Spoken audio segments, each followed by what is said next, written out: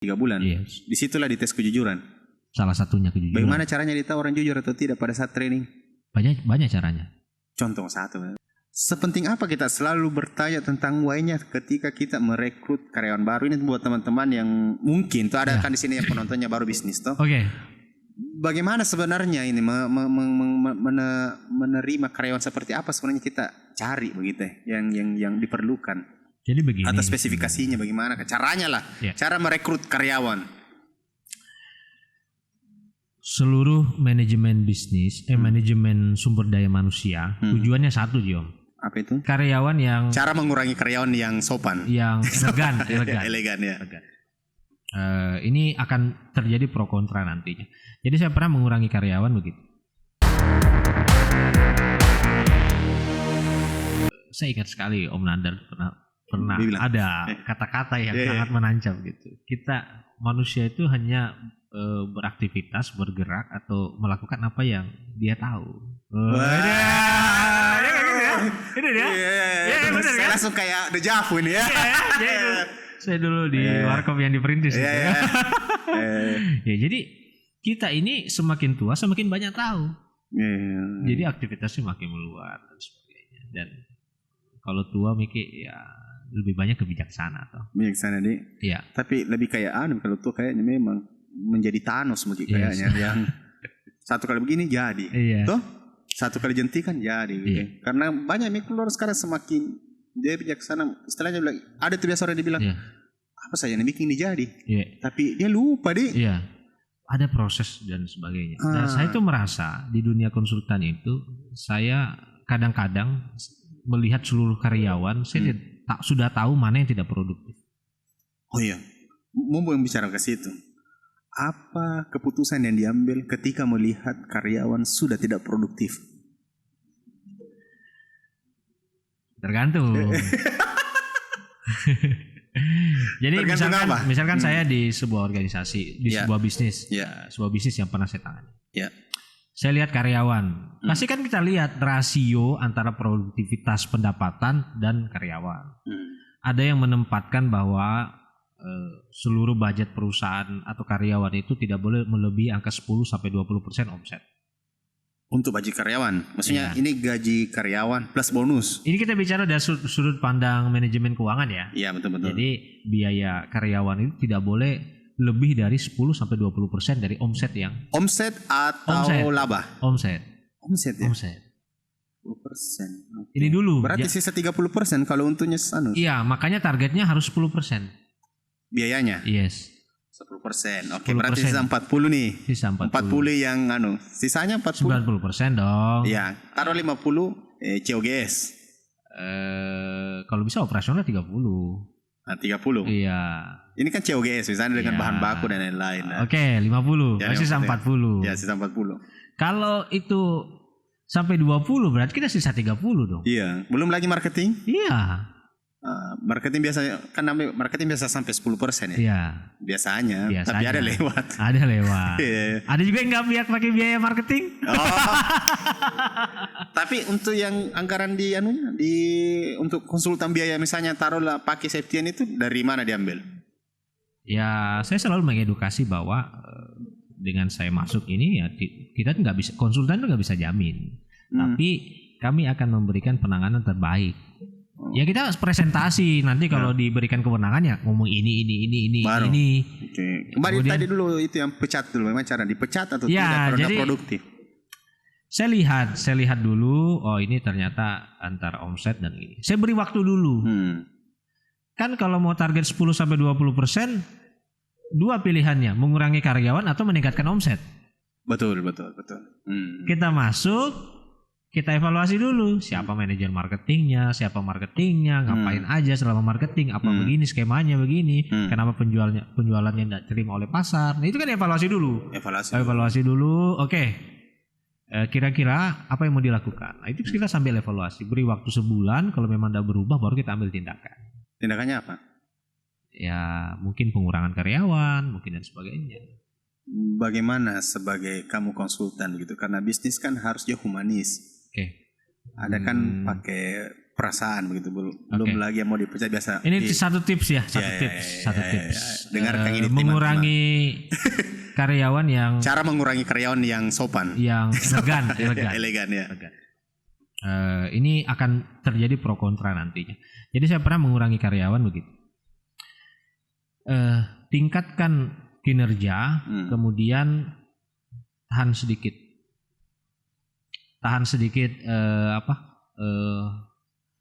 apa yang bisa diberikan pada mereka. Coba ulang. Tingkatkan kinerja, kasih kinerja maksimal, kemudian coba mereka dulu bersabar. Bersabar dalam artian? Bersabar terhadap gaji yang mereka terima. Intinya gaji. Iya. Artinya gaji tidak bertambah, tapi produktif ditingkatkan. Saya mencoba dulu begini. Ya. Teman-teman, saya membenahi perusahaan. Namanya perusahaan dibenahi, ini pasti ada perbaikan. Ya. Saya minta semuanya kinerja dengan bagus, kinerja maksimal, dan kita akan menerima gaji berdasarkan hasil kerja kita. Artinya apalagi presentasi bonus lah. Iya. Nanti kalau mereka ditingkatkan kinerja, kemudian moro-moro, malas-malas dan sebagainya, berarti ini setengah-setengah. Yang mau ikut kinerja kita lebih bagus, ini yang akan dipertahankan. Yang tidak? Yang mengeluh, yang membuat ini, nah ini perlu diwaspadai. Artinya dalam tanda kutip lah ini, maksudnya jangan sampai jadi virus negatif. Iya, saya mau bicara lebih vulgar, takut ditangkap. Nanti kena undang ITE. Iya. Jadi masuk dalam tanda kutip ini virus negatif. Gitu. Jangan sampai. Intinya adalah tingkatkan kinerja, kemudian batasi pendapatan atau bonus yang diterima. Kan nanti kan itu karyawan ada tunjangan pokok, ada bonus dan sebagainya. Ya coba aja Pak, kalau kita nggak capai omset gini, cuma dapat gaji pokok. Oh begitu. Iya. Kalau capai baru ini. Bisa dapat 2 kali lipat. Terus kan biasanya yang paling bisa bersentuhan dengan bonus kan itu wilayahnya sales dong. Saya buat semuanya terlibat. Saya bagi-bagi produk sama karyawan. Setiap orang bawa pulang produk. Biar bagian misalnya PKG. Iya. Dia bawa biar pulang OB. Maksudnya dia bawa pulang untuk apa? Iya dia taruhlah. Saya mengukur seberapa cinta dengan perusahaan.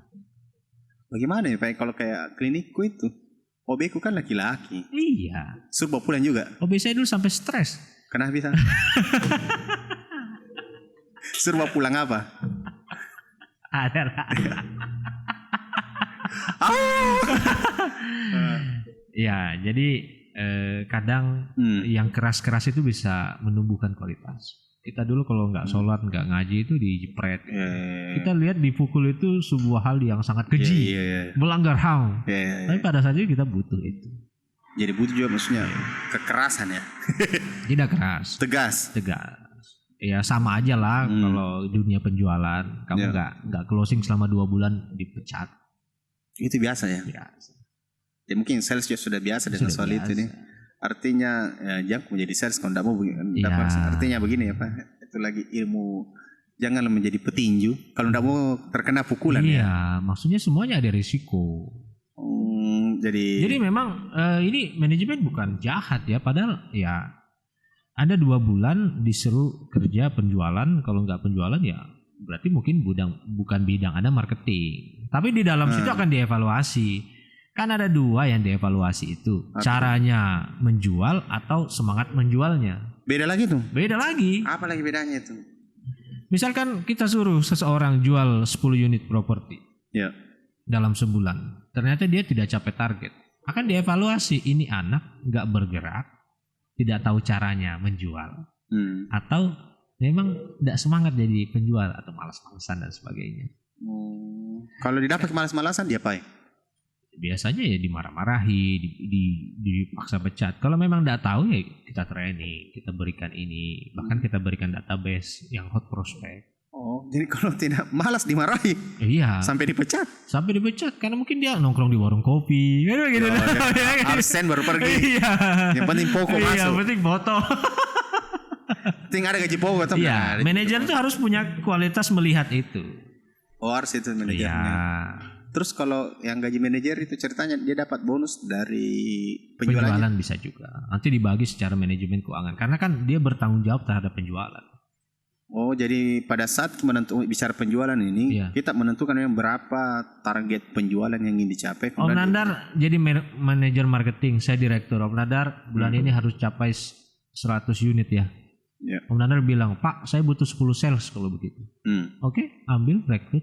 Yang penting target tercapai. Anda bagaimana ke bawah? Satu sales, kamu 10 ya, 15 ya. Oh, begitu. Iya. Oh, berarti nanti yang wewenangnya meng-hire SDM adalah manajer marketing? Iya. Bukan HRD-nya? Nanti tergantung manajemennya. Oh. Tapi Bu HRD, saya sudah bicara sama Pak Direktur bahwa saya ditarget sekian, saya butuh kebutuhan SDM sekian, biaya training atau biaya apanya sekian. Oh iya. Pak Direktur sudah selesai, oke. Isi dulu form-form dan sebagainya. Dicarikan. Nanti waktu perekrutan ya dilibatkan manajer tadi. Biasanya kan manajer bisa melihat, cari yang punya why-nya besar. Kayak gitu tuh. Kenapa jadi marketing? Saya mau menikah. Ini sales gini. sudah pasti tidak malas. Ya kan begitu kan? Kenapa? Mau bayar cicilan, Pak. Itu kan gitu kan? Ya karena tadi dimention masalah why-nya apa gitu. Sepenting apa kita selalu bertanya tentang why-nya ketika kita merekrut karyawan baru ini buat teman-teman yang mungkin tuh ada kan di sini yang penontonnya baru bisnis toh. Bagaimana sebenarnya ini menerima karyawan seperti apa sebenarnya kita cari begitu yang diperlukan. Jadi begini. Atau spesifikasinya bagaimana? Caranya lah. Cara merekrut karyawan. Seluruh manajemen bisnis, manajemen sumber daya manusia, tujuannya satu, Jom. Apa itu? Karyawan produktif. Seluruh bisnis tujuannya satu. Seluruh manajemen SDM atau pengelolaan karyawan itu satu tujuannya, karyawan produktif. Karyawan produktif itu definisinya mempertahankan kinerja tertinggi dari seorang karyawan. Mempertahankan kinerja tertinggi. Tertinggi. Makanya ada reward and punishment supaya dia bagus terus nih. Kan ada macam-macam, ada dikasih liburan, dikasih training dan sebagainya supaya apa? Supaya dia bagus terus kerjanya. Tujuannya itu. Bahasa kerennya peak performance. Apalagi belum kita dijawab masalah why dikasih oleh istilah baru. Jadi kemudian kita mau cari karyawan yang paling produktif. Produktif itu ada dua nanti dibagi syaratnya. Satu, dia punya motivasi untuk bekerja, kemudian dia ngerti caranya. Oh, dia punya motivasi untuk bekerja dulu, kemudian tahu caranya. Apa yang dia kerjakan ini? Makanya itu ada job desk, ada SOP. Nanti apakah dia menjalankan ini? Nanti ada KPI. Kan begitu. KPI adalah Key Performa Indicator. Raport bulanan karyawan. Kan? Kalau mau tahu tentang KPI, baca ada di blog. Banyak di googling aja. Kalau saya beda harga nanti. Sekalian promo ini. Jadi ada dua nanti Om. Dia bersemangat dan dia tahu caranya. Betul. Nah, tahu caranya itu adalah kita harus siapkan budaya perusahaan. Kampung Merdeka ini harus begini. Budaya perusahaannya harus begini. Kemudian kalau Anda jadi jaga toko, Anda ada job desk-nya. Anda bertanggung jawab kebersihan di area toko. Betul. Kalau ada kotor tanggung jawabnya. Sip mana dulu? Kalau ada dua sip itu tanggung jawab Anda. Kok tahu sih? Kacanya ada ini. Ada bekas tangannya. Ternyata di SOP itu adalah SOP-nya adalah nanti buka dulu, tergantung SOP-nya buka pintu dulu atau bersih dulu baru dibuka. Nah itu ada diatur dulu. Membersihkan area mana dulu, displaynya bagaimana, kacanya dilap dulu. Itu SOP-nya itu SOP. Itu SOP. Itu untuk apa? Supaya tahu cara kerja. Begitu. Kemudian harus punya motivasi. Ditanya bilang apa way-nya? Begitu. Iya, tidak tergantung. Ada teknik-teknik yang bisa untuk bertanya. Ada teknik wawancara. Tapi setidaknya begini. Siapa tahu bisa dikasih contoh. Ini colongan ini, berbayar ini. Dia sudah tahu cara kerjanya, cuma ada motivasi. Iya, nanti saya kerja. Aman itu. Kan ada biasa ditanya, kenapa kamu mau kerja di sini? Mau cari isi kekosongan. Yang penting ada kerja aku. Gitu. Bagaimana itu menyikapi kalau yang seperti itu?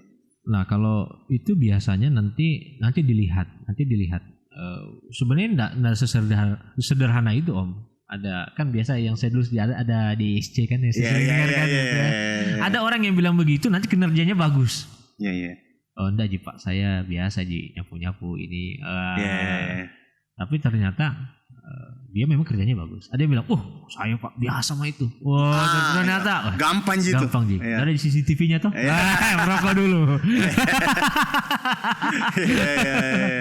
Iya jadi karena begini Om, manusia itu adalah punya karakter dan yang sampai sekarang dalam dunia HRD itu nggak ada yang bisa mendeteksi kejujuran karyawan.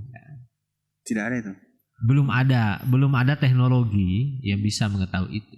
Jadi bagaimana yang bisa mengetahui bahwa karyawan ini jujur? Ada masa training. Berarti masa training. Seberapa lama itu bagusnya di training orang menurutnya Septian sepengalamannya? Lebih banyak 3 bulan ya. Jadi training 3 bulan? Yes. Disitulah dites kejujuran? Salah satunya kejujuran. Bagaimana caranya ditahu orang jujur atau tidak pada saat training? Banyak caranya. Contoh satu, bocoran tuh yang gratis mah, gratis masih tahu. Jangan yang mahal lah. Yang paling sensitif itu kan masalah uang ya. Oh begitu. Masalah uang dan sebagainya. Biasanya ada yang melihat bahwa diberikan tanggung jawab masalah uang itu bagaimana gitu. Ya kadang-kadang banyak tekniknya. Ada misalkan ketika uang kita amanahkan, apakah dia langsung menyetorkan atau tidak atau bagaimana, menunggu dan sebagainya. Itu penting sekali. Di perusahaan-perusahaan besar itu ada yang setiap hari harus mengantarkan uang untuk di bank.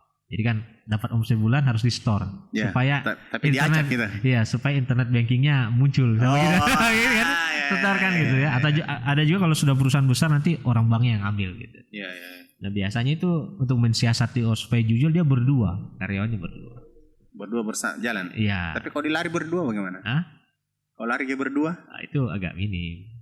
Nanti ada persyaratan-persyaratannya. Oh ada metodenya. Jadi intinya secara sederhana, kalau kita mau rekrut karyawan, pertanyaan yang cocoknya apa ditanyakan? Ada 10 pertanyaan yang biasa kami pertanyakan.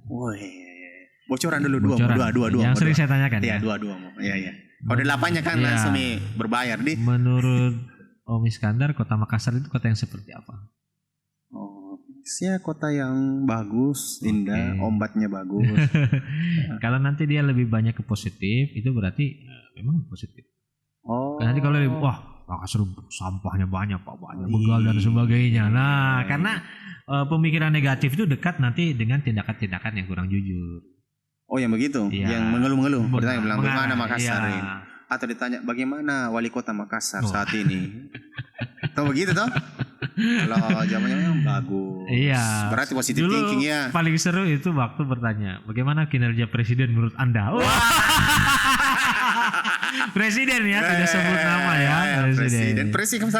Presiden Venezuela. Ya, presiden. Kita boleh Italia, Jerman. Saya baru belajar hukum dan politik, kita boleh mengkritik jabatan, bukan personalnya. Iya. Itu kalau diupdate ITE-nya belum update. Iya, belum ada. Sudah. Oke, jadi pantas kayak di teman saya tuh yang videonya ada di sini, dia cerita itu tentang waktunya rekrutmen di Tokopedia, kan dia rekrutmen online gitu. Yes. Dan ini ditanya tidak pernah, setelah tetap ada masalah teknis karena dia sebagai programming. Kemudian sesi 2 itu dia ditanya lebih kepada seperti itu tentang karena nyambung katanya tuh. Karena akan sifat alaminya akan keluar pertanyaan-pertanyaan seperti kalau kita tanya begini, mau kerja? Mau Pak, mau sekali, mau sebagainya. Itu kan pertanyaan-pertanyaan yang biasa sekali. Sederhana, tahu jawabannya nanti sudah siapkan. Kadang ada yang lebih sulit lagi kami bertanya. Misalkan Iskandar naik gunung dipatok ular, punya waktu sekitar 1-2 jam. Apa tindakan dan apa perasaan yang Anda lakukan pada saat itu? Saya gigit lagi ularnya. Bisa dipastikan nanti kalau ada konflik dalam perusahaan dia ini baku bajing.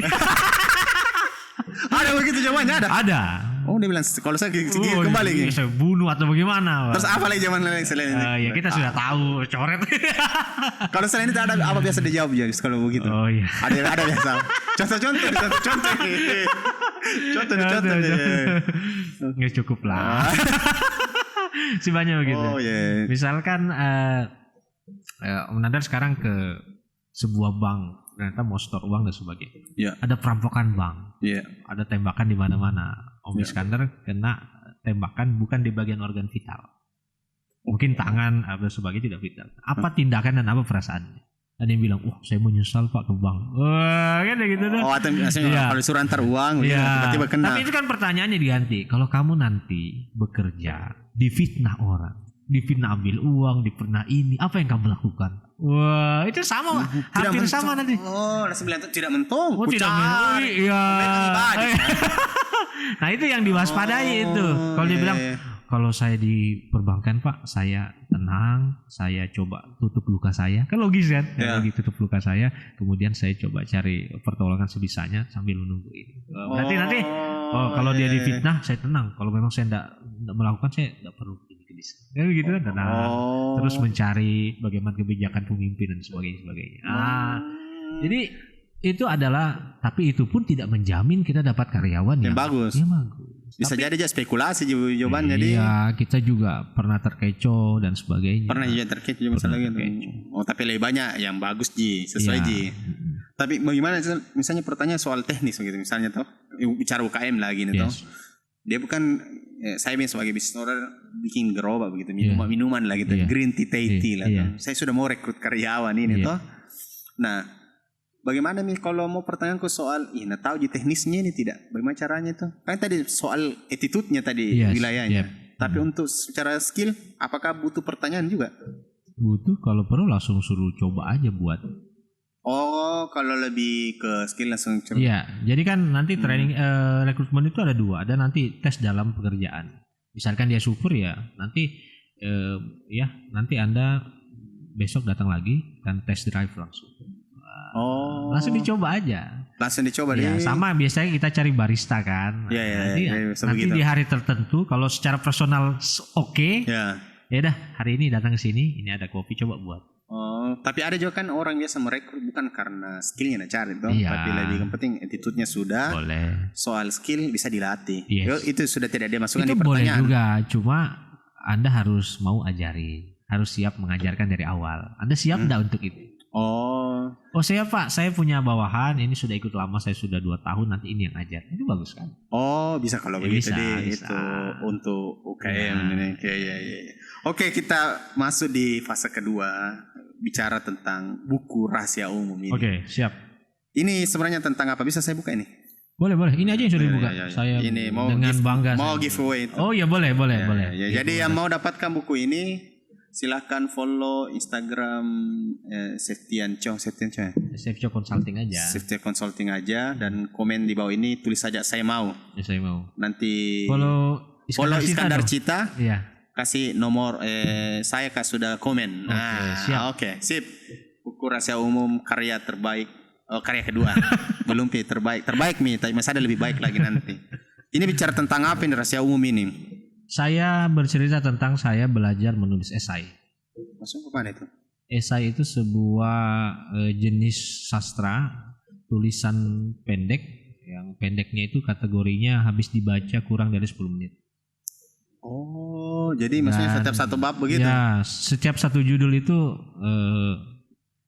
kemudian bahasanya mungkin 3.000 sampai 5.000 kata. Nah, itu kategori, banyak sih kategori esai. Nah, esai-esai ini sering kita dapat di koran. Ada kan esai-esai itu kan? Jadi esai tema-tema tertentu. Nah, ini esai-esai itu saya masukkan, saya kumpulkan dalam sebuah buku.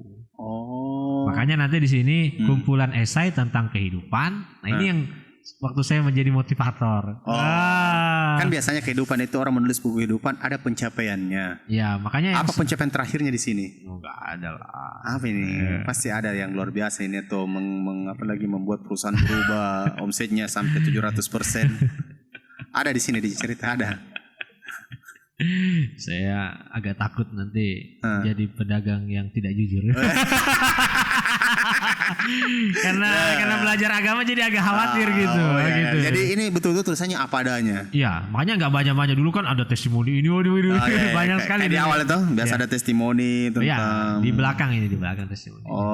Tentang testimoninya. Nah, ini kan ada evolusi impian. Nah, ini saya bilang tadi bahwa hidup tanpa impian, laksana hidup hanya menunggu kematian. Bukannya ini, saya kritik ini tuh. Oh iya, nggak apa-apa. Bukannya memang hidup memang menunggu kematian, Ji. Iya. Tapi semua manusia akan mati, tapi kita bisa memilih mau hidup seperti apa. Oh, itu maksudnya. Yes. Jadi ceritanya tentang apa supaya ada bocoran sedikit, apa lagi namanya? Spoiler. Sebenarnya buku rahasia umum ini saya dedikasikan untuk teman-teman anak-anak muda yang usianya sekarang 15 sampai 25 tahun. Penontonnya sekali sih TV itu. Oh gitu ya.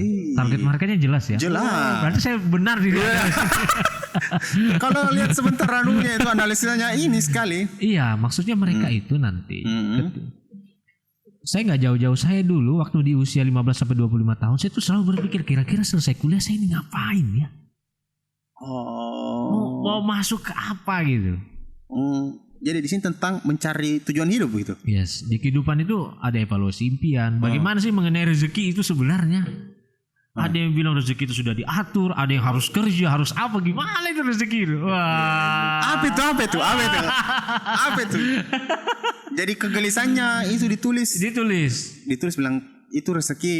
Ternyata rezeki itu ada yang seperti ini, ada yang seperti ini. Itu semua sudah dituliskan dalam buku ini. Ditulis. Dan perjalanan saya dalam mencari itu. Tapi sampai menjadi sekarang konsultan. Nah, baru masuk saya fase dalam bisnis. Jadi bisnis. Ditanya Septian bisnisnya apa? Apa jawabannya?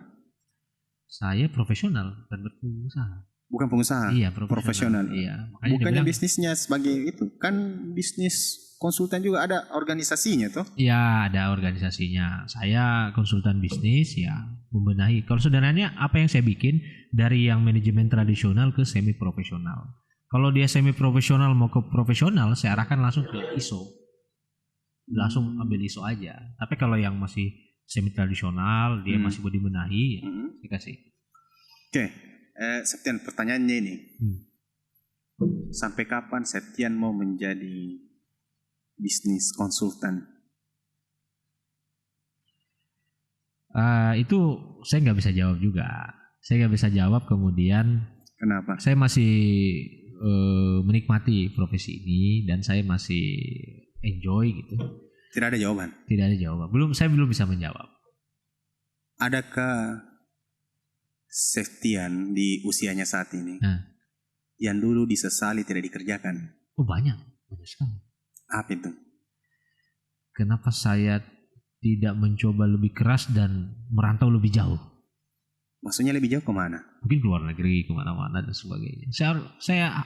Saya kayaknya waktu muda itu saya harus lebih gila lagi begitu. Itu yang saya sesalkan sekarang.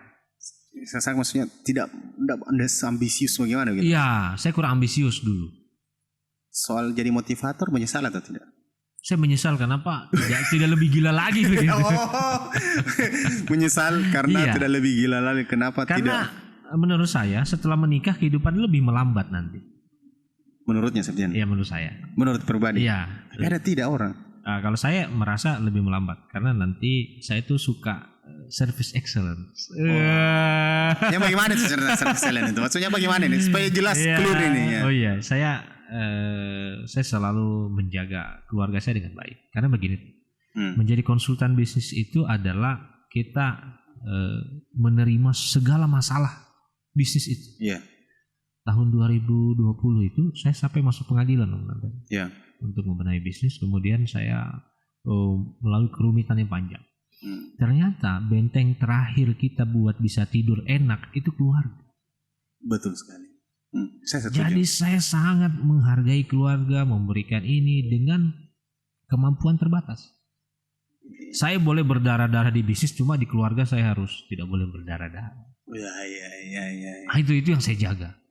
Keluarga, anak, istri dan sebagainya. Karena saya juga mau share di sini bahwa mentor saya pernah berpesan bahwa saya ingat sekali apalagi sambil minum kopi tengah malam, masih jomblo dulu. Dia bilang begini, Dar, itu kau lihat negara yang selalu bertengkar tidak akan pernah bisa berkembang. Provinsi yang selalu bertengkar masyarakatnya tidak akan bisa berkembang. Provinsi turun ke kecamatan, ke kota yang selalu bertengkar masyarakat tidak bisa berkembang. Sampai ke RT. RT dalam satu RT kalau bertengkar terus masyarakatnya warganya dalam tidak akan bisa berkembang itu RT. Masuk lagi ke keluarga. Kalau orang berkeluarga tidak akan pernah bisa bertengkar. Tapi langsung saya kira sampai di situ. Masih ada lanjutannya. kalau dirimu sendiri selalu bertengkar dengan dirimu, maka kau tidak akan bisa berkembang. Dalam itu. Iya, dalam ya. Saya baru pelajar tadi pagi itu. Iya. Apa itu? Gak usah.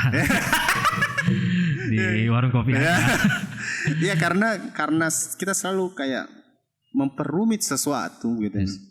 Padahal kan kita memang sih banyak orang bilang mudah kenapa kalau bisa lebih bagus disederhanakan begitu. Padahal kan jauh lebih rumit itu menyederhanakan sesuatu daripada memperumit sesuatu kan. Itu juga saya pikiranku, saya juga setuju bahwa kita harus juga sederhana dalam pikiran. Kita dulu harus kembali baik baru ke keluarga gitu. Karena kalau kapan kita sendiri tidak bagus, maka pasti akan dampaknya pelampiasannya ke keluarga. Kalau saya begini, makanya saya bilang tadi kenapa saya kurang kayak ini obrologi. Jadi ada namanya ketidaksetujuan. Harus. Kenapa saya tidak setuju bahwa saat berkeluarga kita melambat? Baru saya tidak setuju ketika di perjalanan lagi belakangan. Dulu saya berpikir begitu aja pertama baru menikah. Ternyata pertama baru menikah itu adalah waktu penyesuaian, penyesuaian tentang komitmen dan mempertajam tujuan bersama gitu. Saya bilang begini tuh artinya, kenapa saya jadi curhat ini? Artinya kan ini obrologi toh, bukan wawancara ini toh, mau wawancara. Jadi saya mau share karena biasa bikin konten sendiri setengah mati. Jadi jadi kalau seperti misalnya tujuanmu besar, pasti ada effort yang harus dikorbankan begitu besar. Kalau kecil aja, ya ndak usah sama-sama begitu terus tuh. Makanya saya lebih bagus pada saat bekerja kerja, pada saat liburan.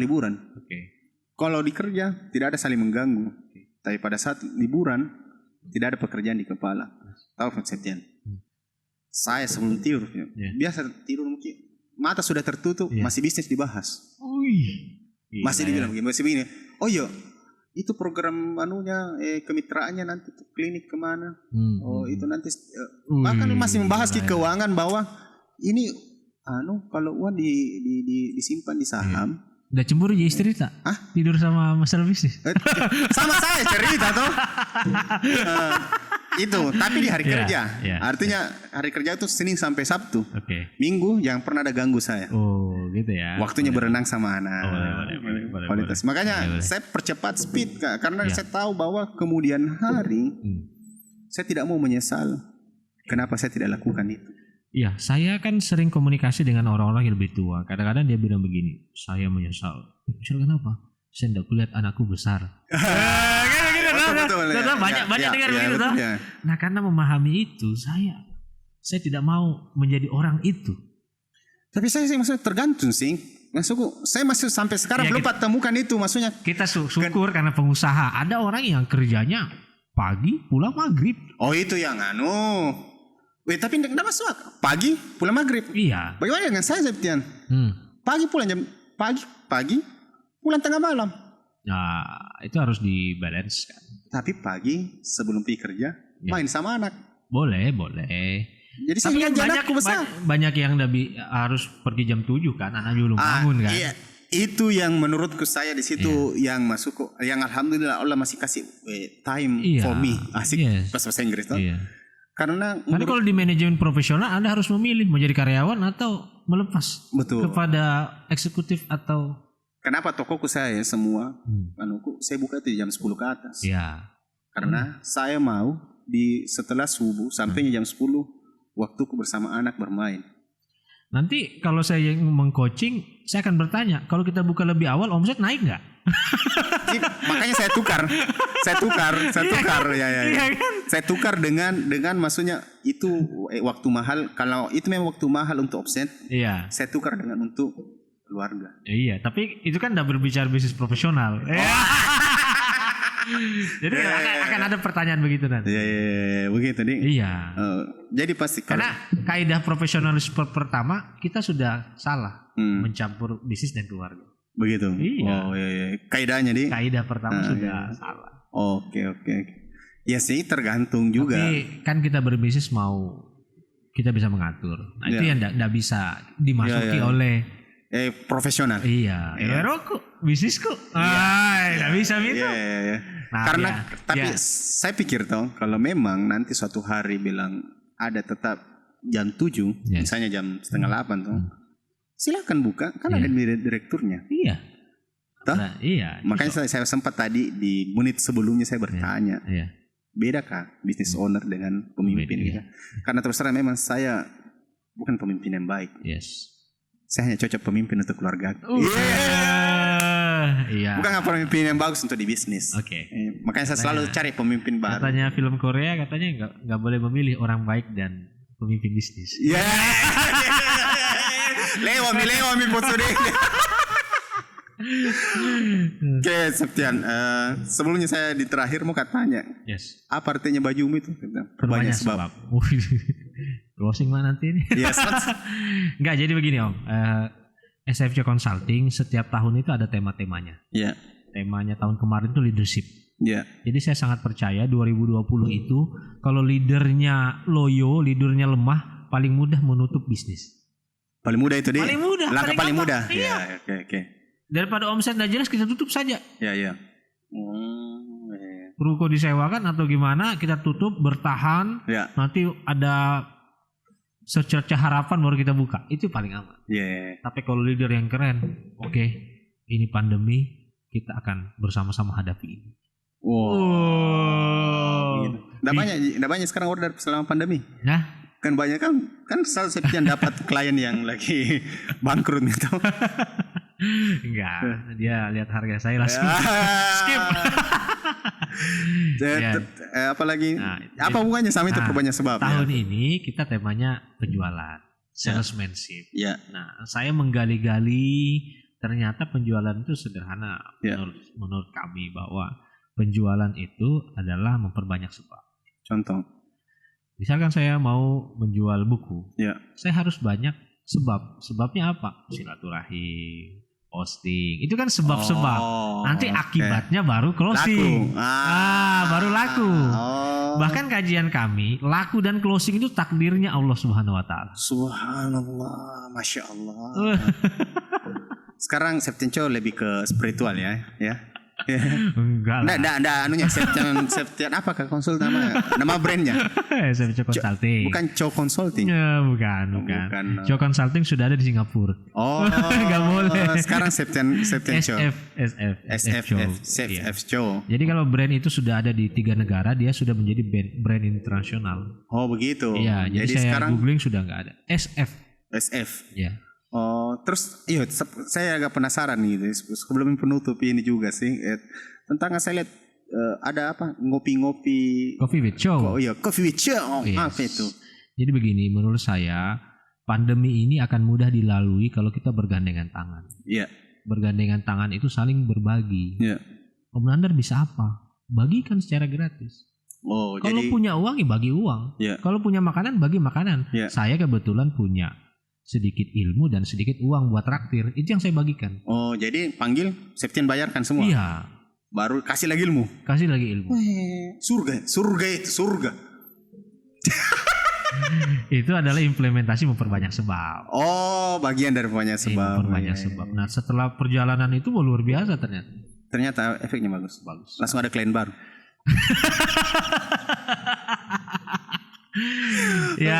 Yang belajar senang, yang punya kafe senang. Begitu. Kan? Jadi ya. Kafenya rame ya, padahal pandemi kan gitu Setiap hari apa itu? Senin sama Kamis. Senin sampai Kamis. Di mana? Supaya bisa traktir orang yang buka puasa. Masya Allah. Jadi habis maghrib. Memang ada peserta yang buka puasa. Jadi habis maghrib baru mulai. Sebelum habis badasar. Iya. Jadi memang maghrib. Ada orang yang selalu puasa dan saya dapat pahala itu ya, bersyukurlah. Di mana Senin? Cek dulu saya Facebooknya. Boleh cek Facebooknya Septian Chow ya. Ya, Senin ternyata saya bukanya awalnya Senin, ternyata banyak permintaan. Saya bilang kan saya punya beberapa klien dulu. Saya apa sih yang saya bisa dibantu ini supaya mereka juga bergairah penjualannya itu. Kirim aja marketingnya semuanya. Jadi macam-macam marketing, ada marketing kesehatan, ada marketing properti, ada marketing macam-macam. Tapi itu free semua. Dikasih materi, dikasih minum traktir dan sebagainya. Senin sampai Kamis. Senin dan Kamis. 2 minggu sekali. Satu lagi nih. Menurutmu Septian, sebelum tutup kini dan untuk pesan-pesan. Seberapa penting sedekah menurutmu? Penting sekali. Kenapa? penting sekali. Karena menurut saya sebelum kita bicara sedekah kita harus bicara zakat dulu. Selesaikan zakat dulu. Karena itu yang wajib. Ya. Oh, oke. Oh iya. Kita ini saya enggak kan itu panjang nanti. Bahwa oke, sedekah bagus tapi zakat lebih wajib. Ya. Begitu. Iya. Jadi selesaikan zakat. Kalau selesai zakat? Iya. Selesai kurban? Baru kita bicara sedekah. Karena sholat dan zakat itu selalu berdampingan karena sama-sama penting. Hablum minallah, hablum minannas. Masyaallah, masyaallah. Salah satu fadilah zakat apa coba? Ya. Di zaman pandemi ini kita nggak dirampok. Betul. Oh iya. Kalau dia tahu kita nggak pernah keluarin zakat, apalagi nggak sedekah itu orang pelit. Bisa jadi dirampok. Bisa jadi. Tapi karena kita berzakat ya baik ini dermawan dan sebagainya selalu keluarkan ini. Ini yang sederhana. Cuma kita nggak pernah sampai di sana. Kalau pikiran kita lebih kapitalis lagi, rampok ke ini agama. Wah, ini lebih parah lagi. Nggak boleh gitu ya? Nggak boleh, karena pernah terjadi di zaman Rasul. Oh, jadi kalau semua kliennya Septian ini selalu yang sedekah banyak begitu? Oh, tidak, zakat dulu. Oh, zakat dulu. Selesaikan zakat dulu deh. Zakat mal, zakat harta, keseluruhan semua dulu itu. Baru bicara sedekah. Luar biasa. Penutup nih. Apa pesan Septian untuk orang yang baru mau mulai bisnis dan orang yang sebagai profesional mungkin kena PHK? Oke. Dan mungkin juga ada orang yang ditolok-toloi sama bosnya. Tolok memang kau tolok. Kan ada begitu. Toloknya ini udah berkembang apa pesannya? Kalau menurut saya pesannya ya perbanyak sebab. Wah, sederhana itu ya. Sederhana. Perbanyak sebab. Iya. Jadi penutupnya adalah perbanyaklah sebab. Perbanyak sebab dengan silaturahim, belajar. Dimarah-marahi bos, terima, ikhlas. Ikhlaskan saja. Karena bosnya nanti bisa tidak panjang umurnya kalau ikhlas. Kalau yang kena PHK, kalau yang tidak PHK perbanyak sebab juga. Dalam artian jangan mengeluh. Usaha cari terus saya. Kalau mengeluh tidak akan dapat apa. Tapi kalau perbanyak sebab, saya pulang kampung dulu, tenangkan diri. Oke. Kita payah ini paling kita urus ini, urus itu. Itu dari situ. Betul. Coba kita marah-marah seharian di ini tidak ada apa-apa. Oke. Yang memang di kampung tidak ada hal-hal yang bisa kita kembali lagi silaturahim. Bro, bisnis apa sekarang? Apa fokus ini? Di sebab. Iya, fokus di sebab. Pasti ada jalannya ya. Karena akibat itu urusan Allah Subhanahu Wa Taala. Sebab urusannya manusia. Iya, sebabnya. Sebabnya sunatullah. Akibat itu adalah qadar Allah. Septian di mana didapat ini buku Septian ini rahasia umum. Kalau mau buku Chow di Instagram boleh. Silakan buku Chow atau cari Septian Chow DM, insyaallah ditunjukkan. Iya. Atau terus di kolom komentar nanti dijawab sama Septian. Terima kasih banyak, ini kita sudah 1 jam lebih ngobrol asik ya. Tolong dipotong hal-hal yang tidak bermanfaat. Saya tidak pernah mau potong. Saya pasti full, tapi kalau berarti 1 jam mungkin saya bagi 2 saja, 30-30. Nanti dicari judul clickbaitnya apa saja. Terima kasih. Assalamualaikum warahmatullahi wabarakatuh.